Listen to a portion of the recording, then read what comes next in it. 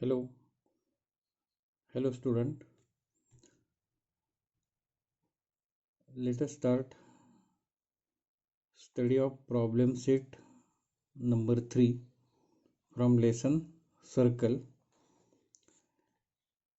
In this problem set, question 1 is of alternatives. There are 10 alternatives given. Solve it carefully.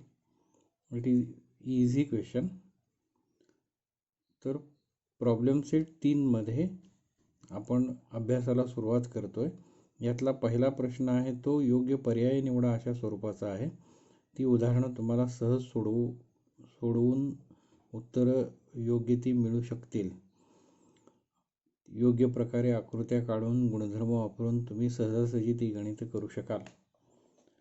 आणि मग त्यानंतर प्रश्न क्रमांक 3 पासून पुढे काही उदाहरण आपण आज अभ्यासणार आहोत. तर प्रश्न क्रमांक 3 प्रॉब्लेम सेट नंबर 3 हा पेज नंबर 84 वर दिलेला आहे.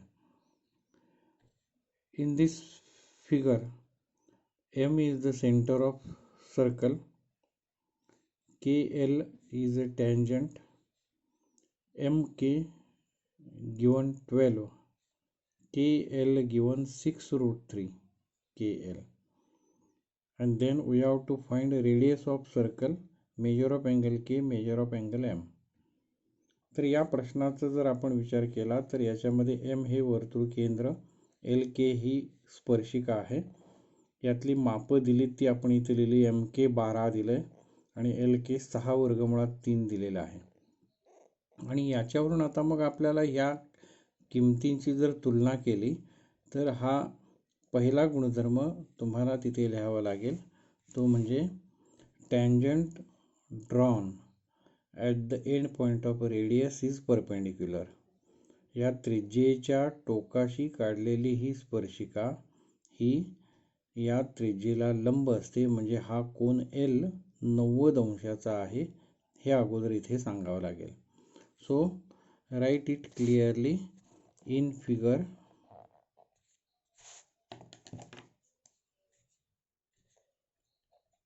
In figure, angle MLK is equal to 90 degree. Then MK given 12, LK 6 root 3. MK 12, LK 6 root 3 is given. आता आपण या दोघातला जर संबंध बघितला तर हा आहे कर्ण. काटकोणाच्या समोर असल्यामुळे हा कर्ण आहे. आणि मग LK 6 वर्गमुळात 3 यांचा जर संबंध बघितला तर हा कर्णाच्या बघा कर्णाच्या वर्गमुळात 3/2 पट. 2 ने याला भाग लावला तर 6 वर्गमुळात 3 येईल. म्हणजे 6 वर्गमुळात 3 ही LK बाजू आहे. म्हणजे कर्णाच्या वर्गमुळात 3/2 पट हा LK आहे. म्हणून ते लिहू शकतो आपण LK is √3/2 into हायपोटेनियस. LKचं रिलेशन कर्णाच्या वर्गमुळात 3/2 पट आहे. And therefore measure of angle M is 60 degree. कर्णाच्या वर्गमुळात 3/2 पट हा LK आहे आणि म्हणून 60 अंश कोणासमोरची ती बाजू आहे. म्हणून कोण माप M या कोणाचं माप 60 अंश असेल. आणि मग हा आहे 90 अंशाचा, हा आहे 60 अंशाचा. म्हणून राहील तो आपोआपच कोन K 30 अंशाचा असेल. And therefore measure of angle K is equal to 30 degree. या प्रकारे हा महत्त्वाचा भाग आपल्या लक्षात येईल. आणि मग या ठिकाणी using 30, 60, 90 degree theorem or property काय प्रॉपर्टी आहे, side opposite to 30 degree is equal to half of hypotenuse. 30 अंश कोनास समोरील बाजू कर्णाच्या निम्मी असते. and therefore it is 1/2 into hypotenuse MK, 1/2 into 12, so it is 6 centimeter. So we get first radius of circle, that is ML, it is 6. Then measure of angle K we find here. Measure of angle K आपण आता इथं काढलाय 30. measure of angle K is equal to 30 degree, and also measure of angle M, it is 60 degree. These are 3 answers of given question. ही तीन उत्तरं आहेत. बघा, या पद्धतीने हे गणित सोडवावं लागेल. त्यानंतर पुढे आपण उदाहरण क्रमांक 2 अभ्यासणार आहोत. उदाहरण क्रमांक 4. In figure O centre ABAC are tangent segments. बघा, ओ हे सेंटर आहे, ABAC या टँजंट सेगमेंट आहेत. Radius of circle is R and length AB it is also R. So radius of circle are R, and we have to prove quadrilateral ABOC. So join these two also.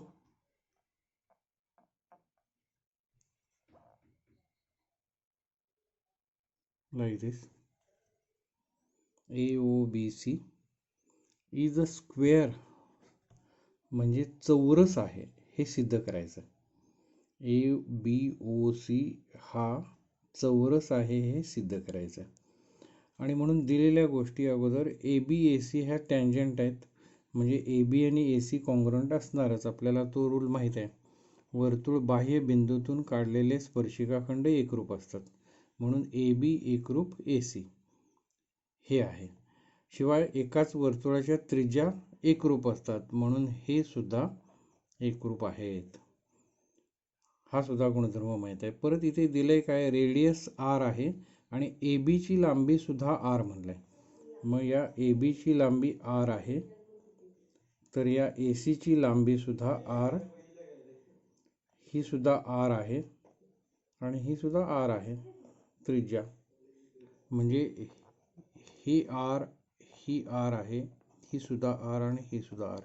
म्हणजे चारही बाजू समान आहेत, समोरासमोरच्या बाजू एकरूप. आता चौरसामध्ये अजून काय लागतं, तर चौरसाचे चारही कोन काटकोन हा रूल आहे. काटकोन असायला पाहिजेत. मग आपण या ठिकाणी OB ही त्रिज्या आहे. मग आपल्याला नियम माहीत आहे, त्रिज्येच्या टोकाशी काढलेली स्पर्शिका त्रिज्येला लंब असते. म्हणून हा जो कोन आहे, कोन B हा काटकोन आहे, आणि शिवाय त्याच नियमाने हा C सुद्धा काटकोन आहे. म्हणजे हे दोन काटकोन झाले. मग आता उरलेले हे दोन जर आपण काटकोन आहेत हे दाखवू शकलो, तर आपोआपच चारही बाजू एकरूप आणि चारही कोन काटकोन, म्हणजे तो झाला चौरस, म्हणजे स्क्वेअर होणार. मग त्यासाठी काय करता येईल, तर हा कोन 90 आहे, हा जर कोन 90 आहे, हा सुद्धा कोन 90 आहे. आपण आता या त्रिकोण ABO याचा विचार करूया. ही त्रिज्या आणि ही त्रिज्या, याचा अर्थ AB आणि BO हे समान आहेत, म्हणून ABO हा समद्विभुज त्रिकोण आहे. आणि समद्विभुज त्रिकोण असेल तर पायालगतचे कोन एकरूप असतात, म्हणून हे दोन्ही कोन एकरूप आहेत. आता मग त्रिकोणाच्या 3 कोणांची बेरीज 180, त्यातून हे 90 वजा गेले, म्हणजे उरले ते 90 आणि त्या 90चे दोन समान भाग म्हणजे प्रत्येक कोन झाला 45 आणि 45चा. लक्षात येतंय? या दोघांची लांबी समान म्हणून हा समद्विभुज त्रिकोण आणि त्याच्या पायालगतचे कोण एकरूप असतात. समजा आपण ते x मानले, मग त्रिकोणाच्या 3 कोणांची बेरीज 180, त्यातले हे 90 गेले, म्हणजे या दोघांची बेरीज झाली 90 आणि ते दोन्ही कोण समान का तर समद्विभुज आहे, पायालगतचे कोण एकरूप असतात म्हणून प्रत्येक कोण झाला 45 अंश मापाचा प्रत्येक कोण. आणि तशाच प्रकारे हे दोन्ही समान म्हणजे हे दोन्ही पायालगतचे कोण समान म्हणून हे प्रत्येक कोण 45 अंश मापाचे. मग बघा बरं, हा कोण 90चा आहे, या दोघांची बेरीज 90, हा कोण 90, हा सुद्धा 90, म्हणजे चारही कोण काटकोण आहेत, चारही बाजू समान लांबीचे आहेत r एवढ्या, आणि म्हणून हा ABOC हा काय आहे, चौरस आहे. तर अशा प्रकारची ही माहिती यातनं तुम्हाला लिहायची आहे. उदाहरणाचं स्पष्टीकरण समजलं असेल तर त्याचे लिखाण तुम्हाला करता येईल या पद्धतीने. In figure OB perpendicular AB, also OC perpendicular AC, आणि reason tangent at end point of radius perpendicular.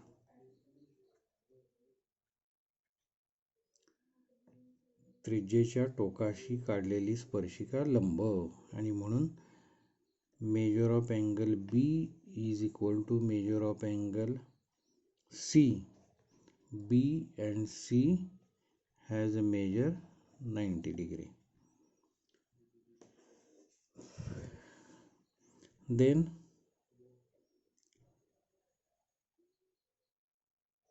in triangle BAO, AB is equal to R given. AB ची लांबी R एवढी आहे, हे इथं दिलेलं आहे. AB is equal to R and therefore AC it is also equal to R. AB is equal to R, therefore AC also R. So all the sides of quadrilateral ABOC are congruent, that is equal to R. ABOC चे सर्व बाजू congruent आहेत, एकरूप आहेत आणि R आहेत. Then in triangle BAO, AB is equal to BO given, and therefore triangle BAO is isosceles, and therefore angle BAO congruent with angle BOA. These two angles, angle BAO is equal to BOA because it is isosceles triangle, समद्विभुज त्रिकोण आहे, and therefore measure of angle BAO is equal to measure of angle BOA and it is 45 degree. मगाशी आपण ते बघितले 45 अंश कसे येते. त्रिकोणाच्या 3 कोणांची बेरीज 180, त्यातला हा 90 गेला आणि उरलेले दोघं समान आहेत म्हणून प्रत्येकी 45 45, आणि म्हणून BOA या कोणाचं माप 45 अंश. Similarly, measure of angle CAO is equal to measure of angle CAO is equal to measure of angle COA and it is equal to 45 degree. या वरील प्रमाणात सिमिलरली असा शब्द आपण लिहिला आहे and therefore measure of angle A is equal to 90 degree. Addition of this 45 and 45 addition. Also measure of angle O, it is also 90. Measure of angle O, it is also 90 degree and therefore in quadrilateral ABOC all sides are congruent and all angles are right angle.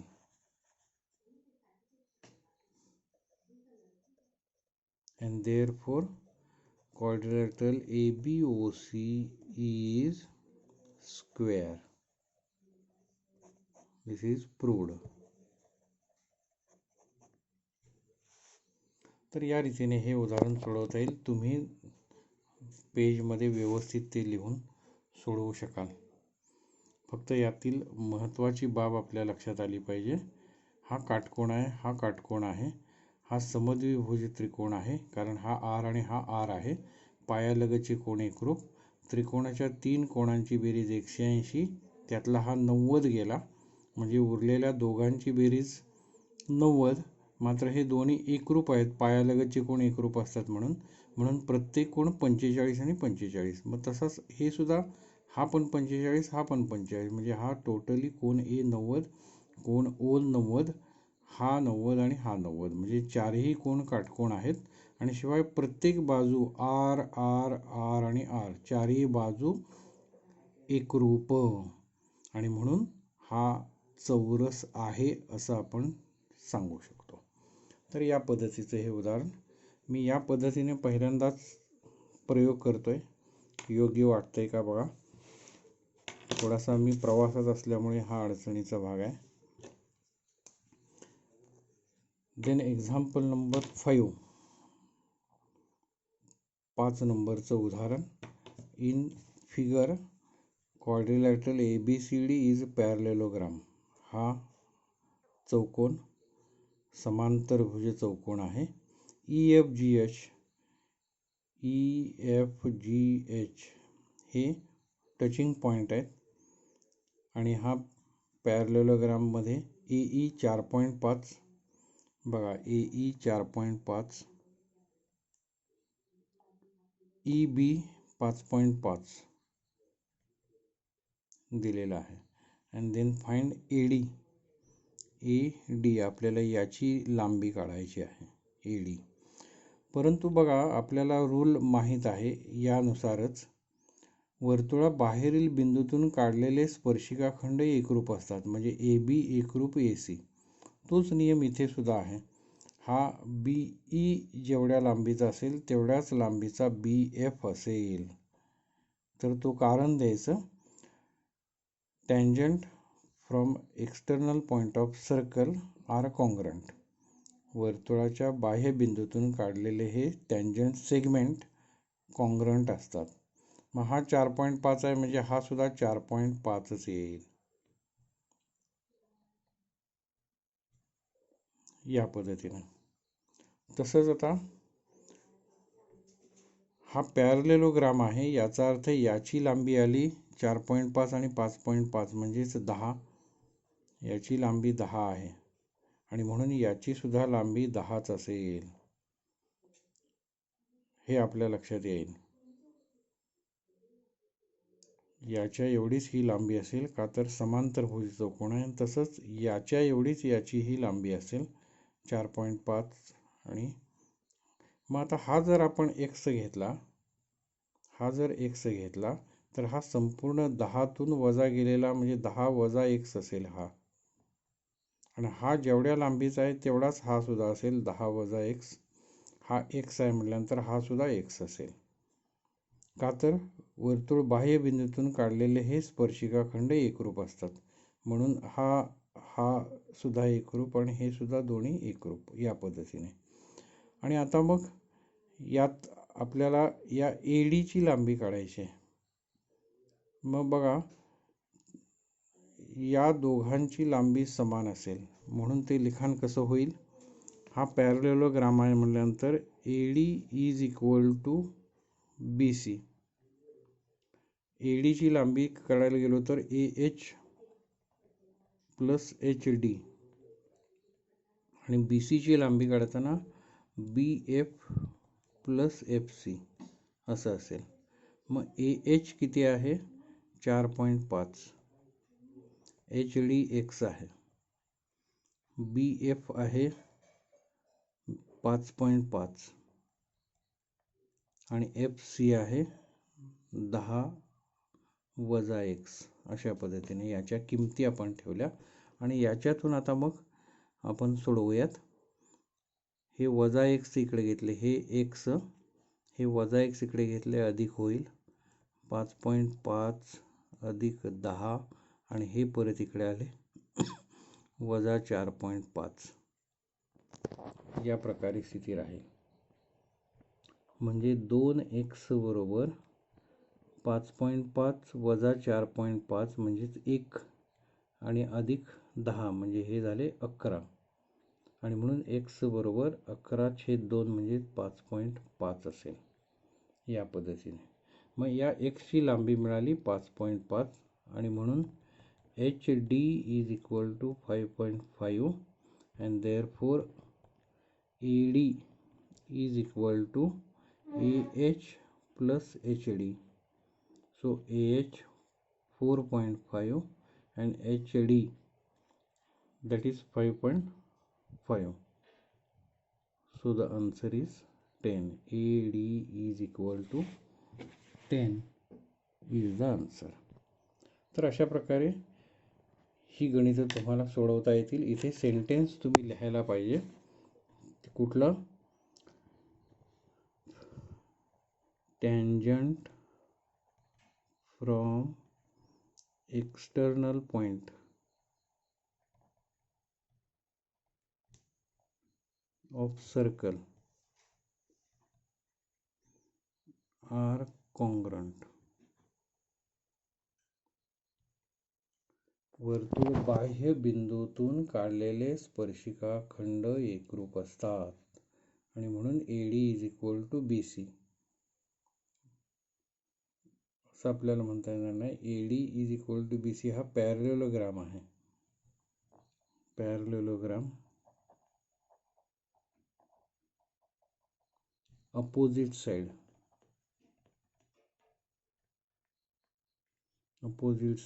Congruent. बघा, AB is equal to BC, AB AD is equal to BC.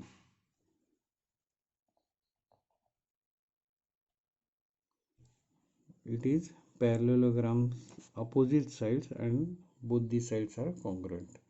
तर या प्रकारे हे लिखाण करावं लागेल आणि मग तुम्हाला उत्तर याचं मिळू शकेल. ठीक आहे, आपण या ठिकाणी थांबू. आपण पुढच्या तासाला या पुढची उदाहरणं अभ्यासणार आहोत. थँक्यू.